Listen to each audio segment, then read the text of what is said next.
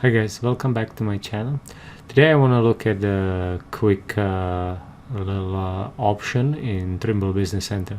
I have did online design with a client on Saturday, and what happened is my computer crashed. It looks like there was some Windows update which started in the background, and in the middle of the session just the computer did not want to continue, and it restarted, and obviously we lost all the data we were working on. Fortunately enough, it was just a little quick pad with a few slopes in and everything, so I was able to recreate it fairly quickly.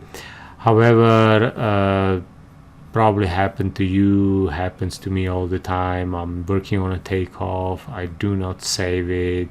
When you bring in images and you start working with a large data set, sometimes Business Center gets overwhelmed, and of course Windows and what kind of computer you have, graphics card and everything, it just crashes on you. So always save. However, there is a little reminder you can set in Business Center by going to your support tab and clicking options. Once in the options, click on the project management, I believe, yes, and down here as a save project reminder, you can enable a reminder for yourself that let me try to do like a 5-minute one. When you start working on a new project, every 5 minutes, since I set that up, every 5 minutes I'm gonna get a pop-up reminder. Now, yes, that gets annoying after a while. However, you don't have to set it in every 5 minutes. There is few options there, and trust me, it 5, 10, 15, I mean 10-15 minutes should be good. It's still gonna get annoying, but it might save you substantial data loss going forward. I know it would be nice if it does autosave, as all many programs do. However, I'm sure that's coming.